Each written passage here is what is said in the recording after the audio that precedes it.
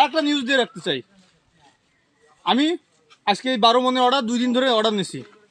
আজকে বাজার অনেক হাই, দাম বেশি, কিন্তু আমি কিন্তু আমার কাস্টমারদের কাছে দাম বেশি রাখতে পারি নাই, কারণ ওই যে কমিটমেন্ট দিছি যে এত টাকা রেট ভাই, ওই টাকাই রাখতে হয়েছে। কিন্তু আমার এই যে বাগান মালিকরা, তারা কিন্তু আমার প্রতি মনে প্রায় কিন্তু 800 টাকা বেড়ে গেছে আমার। তারপরও আমি হতাশ হই নাই বিন্দু পরিমাণ। আমার হ্যাঁ একটু খারাপ লাগতেছে, একদম যে খারাপ লাগতেছে সেটা কথা বলবো না আমি। আমার একদিনে আজকে প্রায় 5 থেকে 7 হাজার টাকা লস, মানে যেটা আমার পকেটে ঢুকতো সেটা আমি বাগান মালিককে দিয়ে যাচ্ছি। কিন্তু আমার কাস্টমারে কিন্তু আমি ফোন দিয়ে বলি নাই যে ভাই আমের দাম বাইরে গেছে, আমার দাম বাড়ায় দিতে হবে, আমি কিন্তু এটা বলি নাই। কারণ আমি ওরকম ব্যবসায়ী না ভাই। আমি সারা বছর মধু, ঘি, সরিষার তেল, নারকেল তেল, কালোজিরার তেল প্রত্যেকটা প্রোডাক্ট পাইকারি এবং খুচরা বিক্রি করি। তা আমার একটা রেপুটেশন আছে। এক সপ্তাহ আম বিক্রি করতে এসে ওই সারা বছরের